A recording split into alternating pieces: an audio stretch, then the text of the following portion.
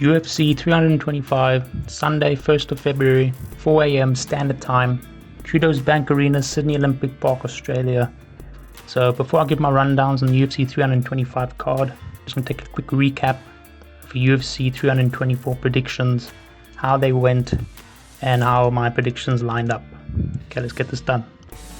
So my first prediction was the preliminary card, and I actually made it for Alex Perez against Charles Johnson.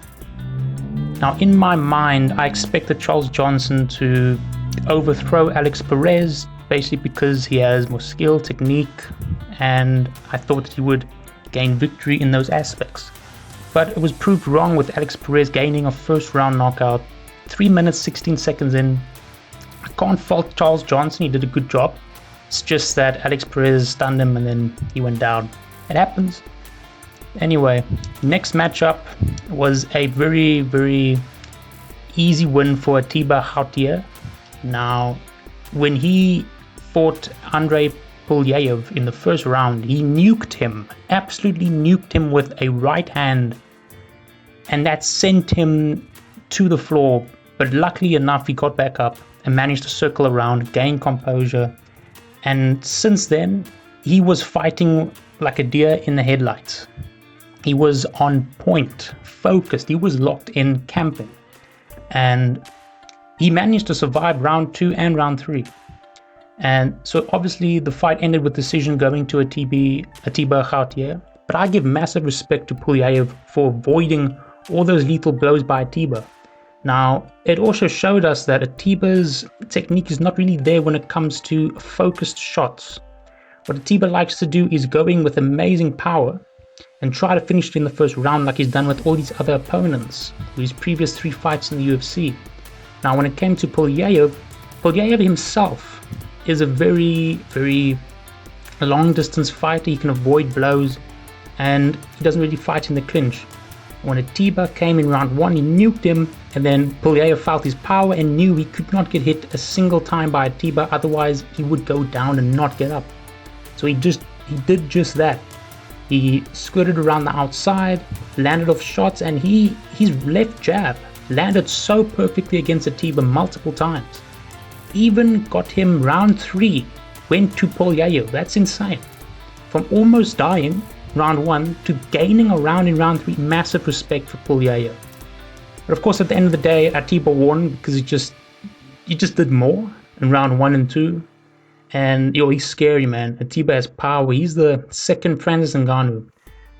But in that manner of speaking, Francis Ngannou had way more highlights. He had a shock factor about him that Atiba doesn't really bring to the table. So I think Atiba is more conditioned than Francis, but Francis had legendary power and he always was consistent with it. Anyway, so we then move on to Umar Nurmagomedov against Deiveson Figueiredo. Now this was the main card of the prelims.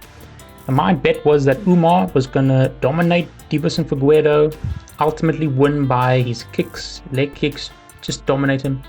But Deiveson Figueiredo, it did pose some risks in my predictions, but as the fight progressed, we saw round 1 go to Umar, round 2 go to Umar, round 3 go to Umar, in exactly the ways I said it would.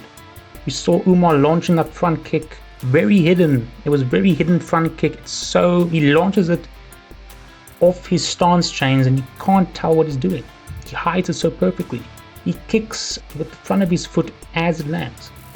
Now he got Deiveson Figueiredo multiple times with that leg kicks and he took him down. I think he had 3 successful takedown defense out of 5.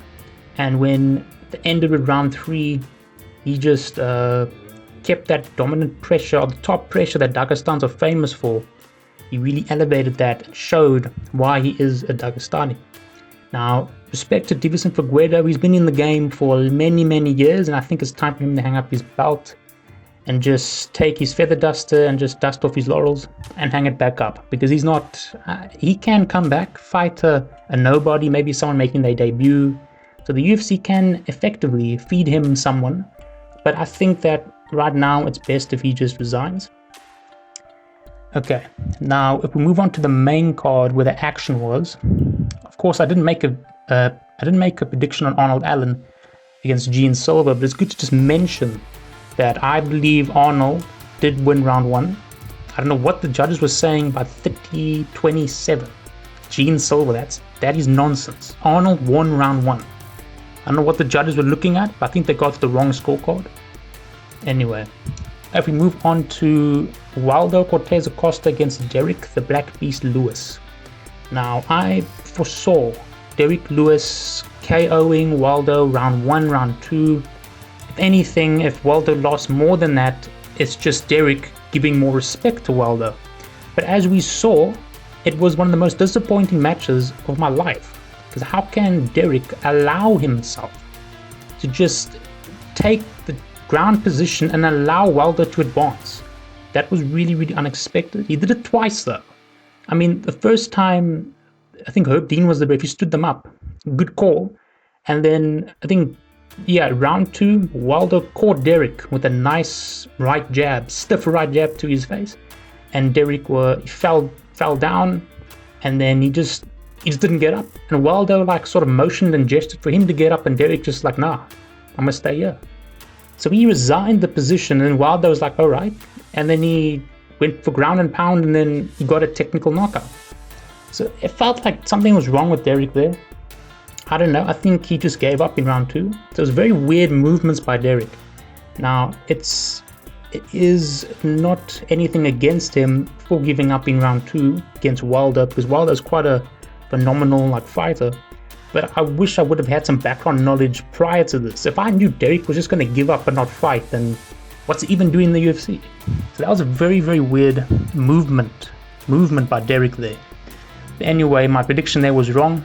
Waldo won, but I'm not sad about that loss at all, due to the fact that Derek didn't even try. He did show some technique, some blows. He was fighting out of orthodox mostly, and then he skirted along the outside, crab walked the cage, and he fired blows off at Waldo. But Waldo was way more active. Anyway, moving on to the co-main, I said Sean O'Malley would win, guaranteed, and he did. He made it look very, very boring. It was not his best performance by a long shot, and it was okay. It was okay. I wanted a highlight from Sean Sugar O'Malley, but he just outclassed Song Yadong minimally at best, through effective leg kicks, and that was it. He won based on the better fighter winning by effective techniques. Then if we move on to the main event, one of the best events of the year, I would say. Now, many of people are saying that Paddy fought a horrible match. He was abysmal in his fighting technique. Now, I am against that opinion, personally, because I saw the fight, and Paddy really tried. Round 1, 2, 3, giving his all. Round 4 and 5, you could tell he really wanted that belt, because he was slipping a lot, missing completely. His punches were hitting air. Justin was moving out the way. But I will say that Paddy threw some nice uppercuts that clipped Justin a lot of times, but Justin remained composed. And if we could see the damage that Justin, how hard does this man hit? Because if we look at Paddy's face afterwards, it was destroyed. Whereas we look at Justin's, it was almost sublime, perfect. Now I will say that the 2 illegal eye pokes that happened to Paddy Pimblett did impact the fight. You can't overlook it, as well as the 2 groin shots. But at the end of the day, it wasn't intentional, even though a thumb in the eye while you're punching is pretty intentional. I don't think Justin meant any bad by it, even though I do think it did influence the match. But anyway, so the better man won. Justin did win. Justin was better. He was definitely better than Paddy. If Paddy did win, Ilya would destroy him. He has so much to work on. The fact that he turns his head while he moves out of range from punches is insane. Why would you turn your head the other way and move around? No. Anyway, I thought that was a good match. So now we have Justin fighting Ilya when Ilya comes back from his hiatus. And in all honesty, Ilya will just take the belt. He'll just take it.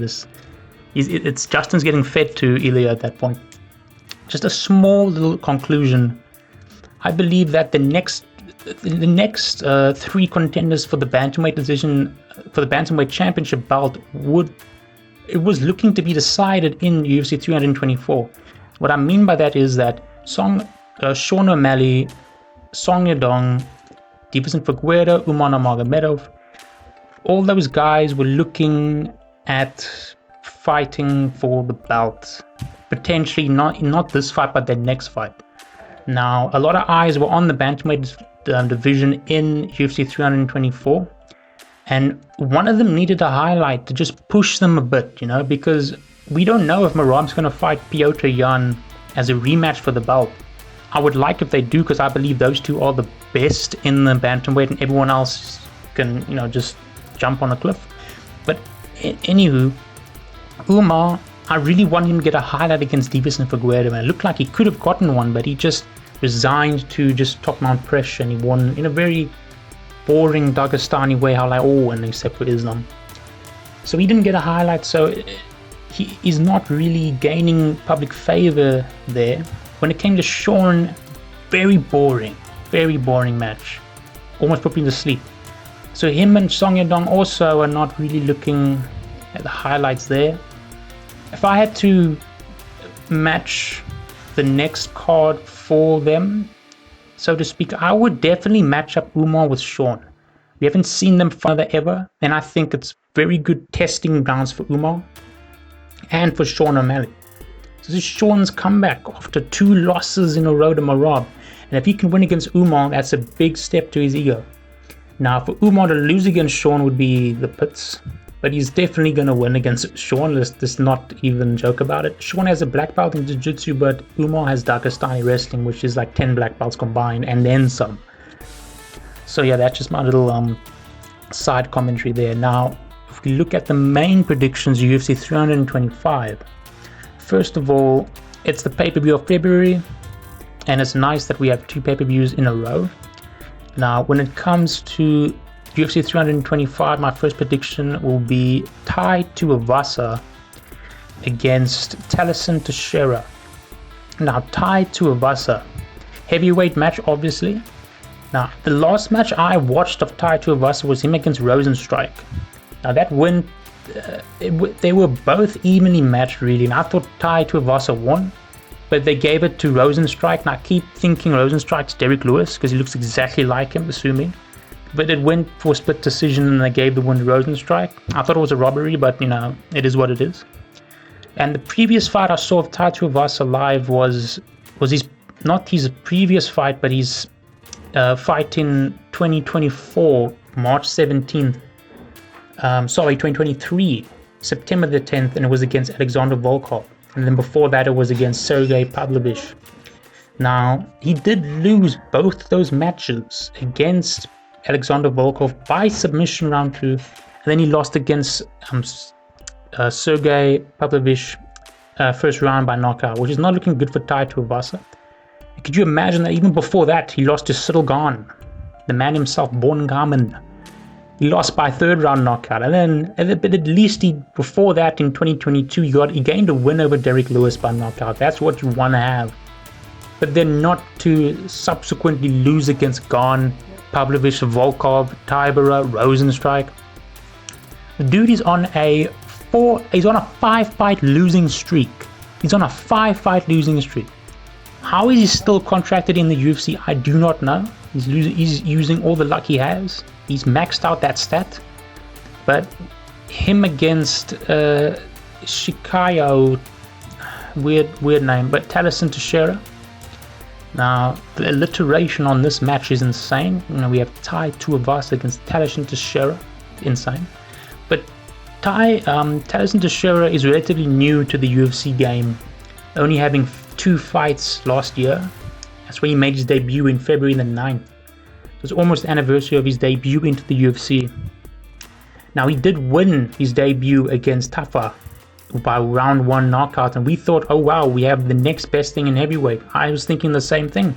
And I remember watching him against Derek Lewis, and I went to the bathroom and I came back and the fight was over. It was over, and it was 35 seconds, and Derek knocked him out, sent him to the shadow realm. I think Derek did a backflip after that, but so Teixeira is coming off a loss, very, very bad one against Derek Lewis.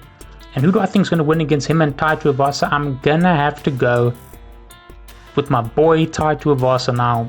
Bam Bam Tai Tuivasa, his record is abysmal, that you can't even sugarcoat it. He would probably eat the sugar because he's quite fat. But I don't believe Taishin Teixeira is that good.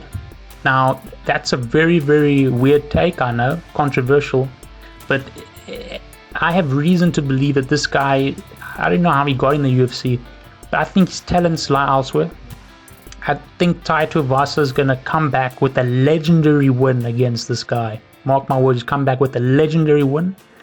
Round 1 knockout, and I'll be so happy when Tai Tuivasa comes back with a victory. This guy, man, he's definitely going to make a victory soon. So then going on to Rafael Fiziev against Makrusho Rufi. Now, Rafael Fiziev, Ataman, Azerbaijan born and bred. This guy's 8 wins by knockout, 1 round by submission, 6 first round finishes. Now, the Viking himself, Ragnar Lothbrok. Fiziev is a very, very good fighter. He has excellent ground control, excellent pressure. His leg kicks are solid. Now, his last fight was against Bahamondes, and he did win by unanimous decision, and I watched that live, and he definitely did win. I can attest to that. And he fought that in his own hometown in Azerbaijan. Now, before that, in March 9th, 2025, he fought Justin Gaethje, the highlight himself, and he lost by unanimous decision. But that's fine, though. It's not what we want. It's not what we want. It's what we need. I mean, he needed that loss to sort of humble himself and move forward. And now he's unstoppable.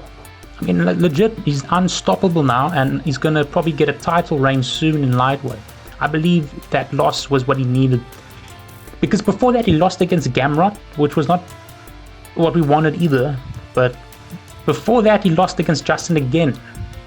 So really, he's been humbled before multiple times, but he needed another one. Needed another time, though, I believe. But now he's definitely going to come back against his opponent, Makrusho Rufi. Now, Rufi has 11 wins by knockout, 8 first-round finishes. This guy's highlights speak for themselves, Hans Niemann. But if we look at his last fight against Saint-Denis, Benoit Saint-Denis, he lost by submission in the second round, and that's of course expected when you're going up against the man himself, Benoit Saint-Denis. Before that, he lost against Kai Green. Sorry, not Kai Green. He lost against Green. He actually won against Green, sorry, my mistake. And before that, he won against Lontop and Malarkey. And Malarkey's fighting on this card as well. I'm not going to make a prediction for Malarkey. He's going to lose anyway, shame for him. But I believe that Rafael Fiziev is going to make light work of Makrusho Rufi. Very, very light work. It's not going to be a entertaining match. Fiziev is going to go in there, get the job done, walk out with his purse. And a fight bonus, because I believe this guy's going to come in with a fight bonus, seal the deal.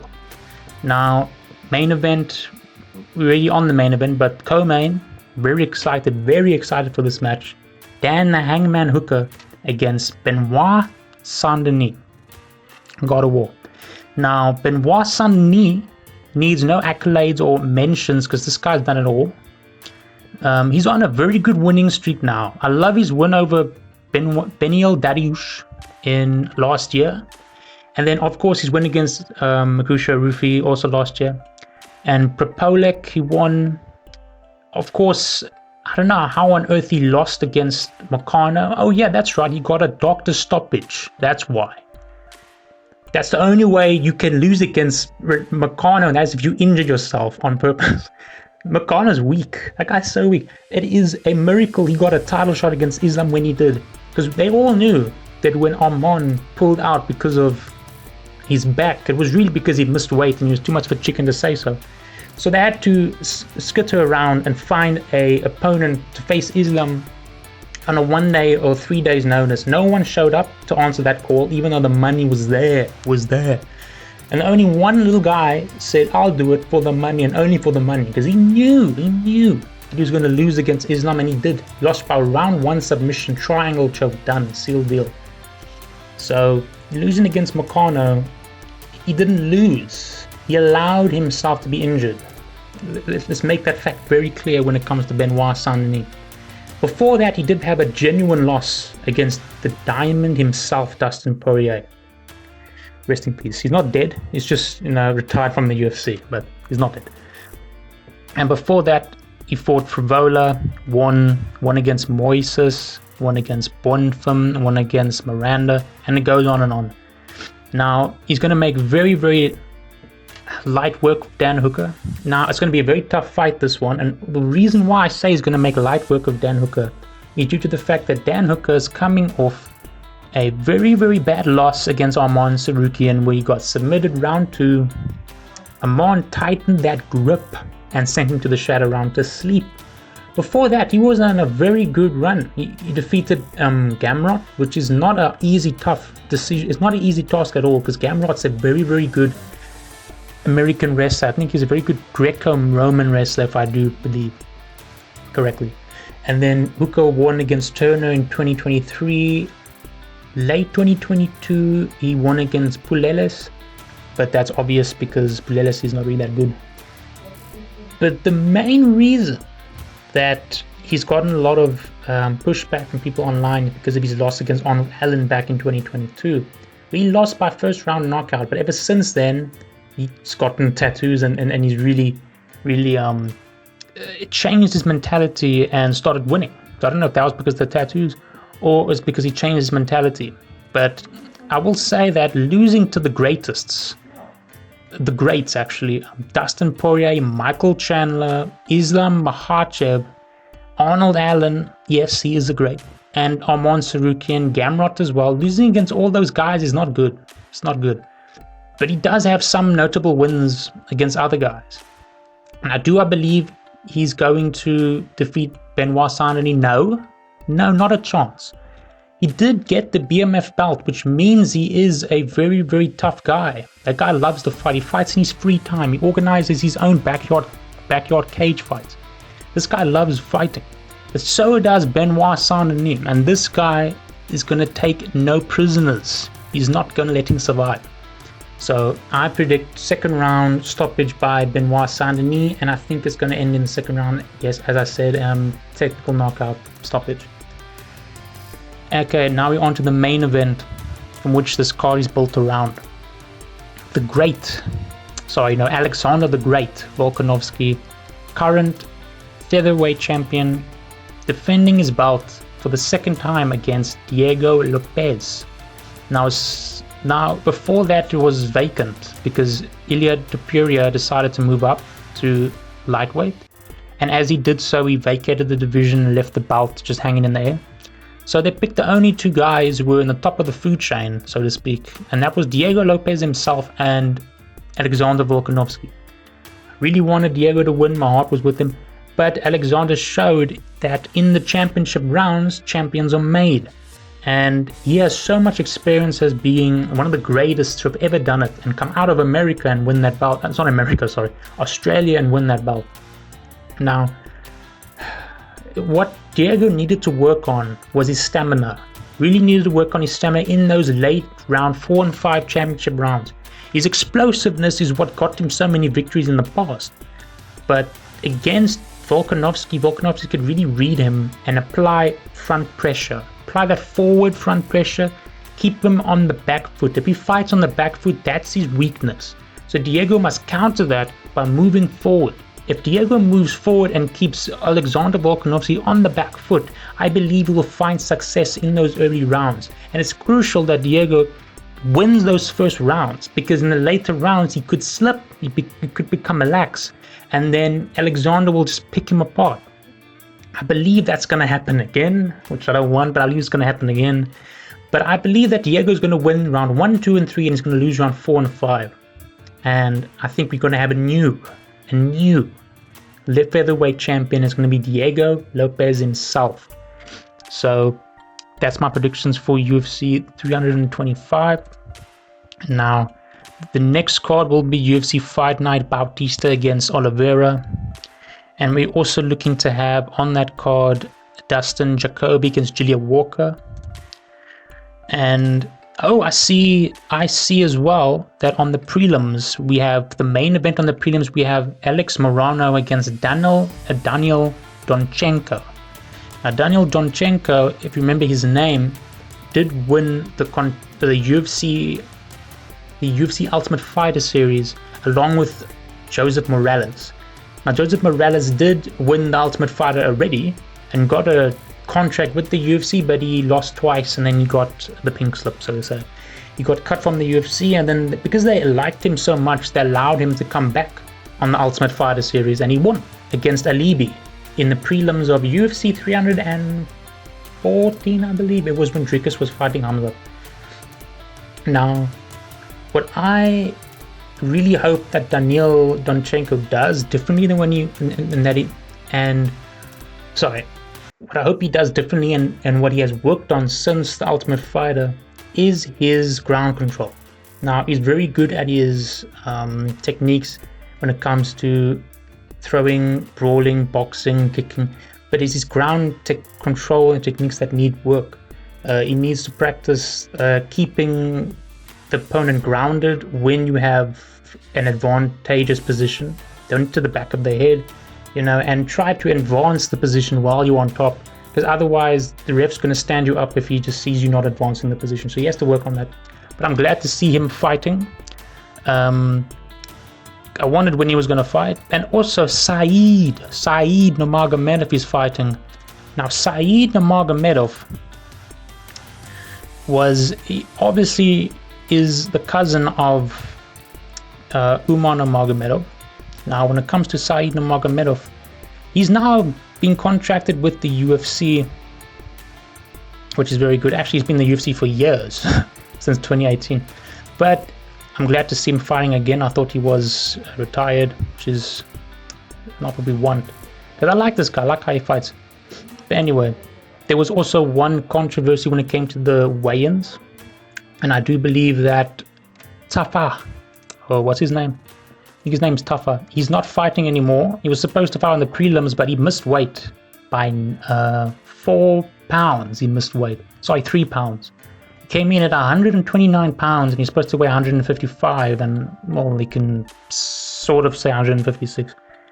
But the guy, what made it so controversial is not just because we have weight misses all the time. It happens. It's like a day in the life of the UFC at this point, because so many fighters don't care and they just miss weight. They'll just cancel the fight and not fight at all, I think. But what made this so weird was that they obviously did the little towel trick. Well, they wrapped the towel, not wrap a towel, but they held that little canvas over him while he made weight. And what this guy decided to do is pull off a Daniel Cormier. He pulled off a Daniel Cormier and rested his elbow on the canvas and sort of alleviated some gravity and inertia.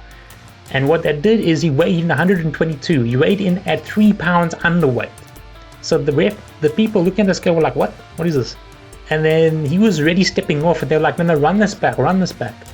And then they threw on the scale again, and this time he didn't have the little canvas on him, and he weighed in at 129. So this guy was trying to cheat and pull off a Daniel Cormier. Now, there's only one guy that can pull off that, and that was Daniel Cormier himself. In my opinion, one of the greatest guys to have ever done it in the UFC heavyweight division.